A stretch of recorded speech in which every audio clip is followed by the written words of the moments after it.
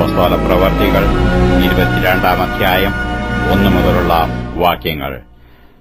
സഹോദരന്മാരും പിതാക്കന്മാരുമായുള്ളവരെ, എനിക്ക് ഇന്ന് നിങ്ങളോടുള്ള പ്രതിവാദം കേട്ടുകൊള്ളുവീൻ. എന്നാൽ എബ്രായ ഭാഷയിൽ സംസാരിക്കുന്നത് കേട്ടിട്ട് അവർ അധികം മൗനമായി നിന്നു. അവൻ പറഞ്ഞതെന്തെന്നാൽ, ഞാൻ കിലിക്കയിലെ തർസോസിൽ ജനിച്ച യഹൂദനും ഈ നഗരത്തിൽ വളർന്ന ഗമാലിയേലിന്റെ കാൽക്കൽ ഇരുന്ന് പിതാക്കന്മാരുടെ ന്യായപ്രമാണം സൂക്ഷ്മതയോടെ അഭ്യസിച്ചവനുമാകയാൽ നിങ്ങളെല്ലാവർക്കും ഇന്ന് ഇരിക്കുന്നതുപോലെ ദൈവസേവയിൽ എരിവുള്ളവനായിരുന്നു. ഞാൻ പുരുഷന്മാരെയും സ്ത്രീകളെയും പിടിച്ചു കെട്ടി തടവിലേൽപ്പിച്ചും ഈ മാർഗക്കാരെ കൊല്ലുവാനും മടിക്കാതെ ഉപദ്രവിച്ചും വന്നു. അതിന് മഹാപുരോഹിതനും മൂപ്പന്മാരുടെ സംഘമൊക്കെയും എനിക്ക് സാക്ഷികൾ. അവരോട് സഹോദരന്മാർക്കായി എഴുത്തു വാങ്ങിക്കൊണ്ട് ദമസ്കോസിൽ പാർക്കുന്നവരെയും പിടിച്ചുകെട്ടി ദണ്ഡനത്തിനായി യെരുശലേമിലേക്ക് കൊണ്ടുവരേണ്ടതിന് ഞാൻ അവിടേക്ക് യാത്രയായി. അങ്ങനെ പ്രയാണം ചെയ്തു ദമസ്കോസിനോട് അടുത്തപ്പോൾ ഏകദേശം ഉച്ചയ്ക്ക് പെട്ടെന്ന് ആകാശത്തുനിന്ന് വലിയൊരു വെളിച്ചം എന്റെ ചുറ്റും മിന്നി. ഞാൻ നിലത്ത് വീണു. ശൌലേ, ശൌലേ, നീ എന്നെ ഉപദ്രവിക്കുന്നത് എന്ത് എന്ന് എന്നോട് പറയുന്ന ഒരു ശബ്ദം കേട്ടു. കർത്താവേ, നീ ആർ എന്ന് ഞാൻ ചോദിച്ചതിന്, നീ ഉപദ്രവിക്കുന്ന നസ്രായനായ യേശു ആകുന്നു ഞാൻ, അവൻ എന്നോട് പറഞ്ഞു. എന്നോട് കൂടെയുള്ളവർ വെളിച്ചം കണ്ടുവെങ്കിലും എന്നോട് സംസാരിക്കുന്നവന്റെ ശബ്ദം കേട്ടില്ല. കർത്താവെ, ഞാൻ എന്തു ചെയ്യണമെന്ന് ചോദിച്ചതിന് കർത്താവ് എന്നോട്, എഴുന്നേറ്റ് ദമസ്കോസിലേക്ക് പോക, നീ ചെയ്യേണ്ടതിന് വിധിച്ചിരിക്കുന്നതെല്ലാം അവിടെ നിന്നോട് പറയുമെന്ന് കൽപ്പിച്ചു. ആ വെളിച്ചത്തിന്റെ തേജസ് ഹേതുവായിട്ട് കണ്ണു കാണായിയാൽ കൂടെയുള്ളവർ എന്നെ കൈക്ക് പിടിച്ച് നടത്തി. അങ്ങനെ ഞാൻ ദമസ്കോസിലെത്തി. അവിടെ പാർക്കുന്ന സകല യഹൂദന്മാരാലും നല്ല സാക്ഷ്യം കൊണ്ടവനായി ന്യായപ്രമാണപ്രകാരം ഭക്തിയുള്ള പുരുഷനായ അനന്യാസ് എന്നൊരുത്തൻ എന്റെ അടുക്കൽ വന്നു നിന്നു. സഹോദരനായ ശൌലേ, കാഴ്ച പ്രാപിക്ക എന്ന് പറഞ്ഞു. ആ നാഴികയിൽ തന്നെ ഞാൻ കാഴ്ച പ്രാപിച്ചു അവനെ കണ്ടു.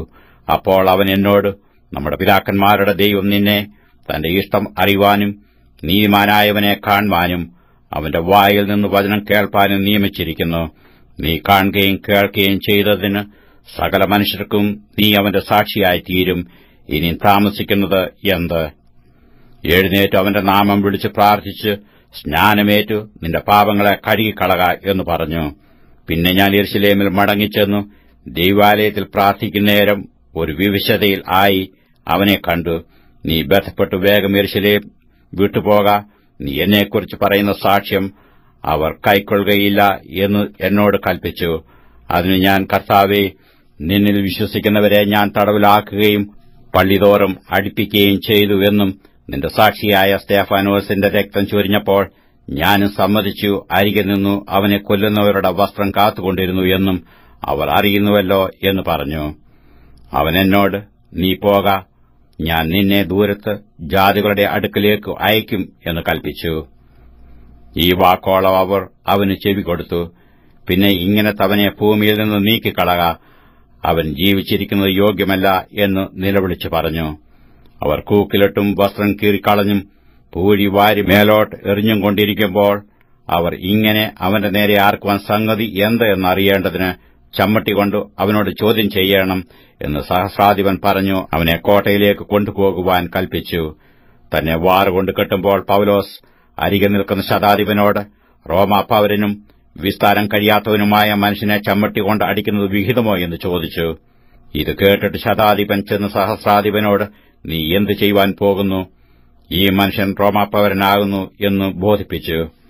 സഹസ്രാധിപൻ വന്നു, നീ റോമാപൗരൻ തന്നെയോ എന്നോട് പറക എന്ന് ചോദിച്ചതിന് അതെ എന്നു അവൻ പറഞ്ഞു.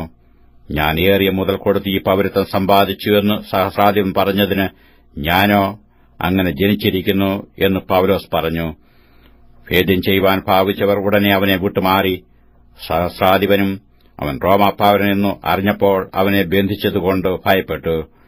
പിറ്റേന്ന് യഹൂദന്മാർ പൗലോസിന്മേൽ ചുമത്തുന്ന കുറ്റത്തിന് സൂക്ഷ്മം അറിവാൻ ഇച്ഛിച്ചിട്ട് അവൻ മഹാപുരോഹിതന്മാരും ന്യായാധിപ സംഘമൊക്കെയും കൂടി വരുവാൻ കൽപ്പിച്ചു.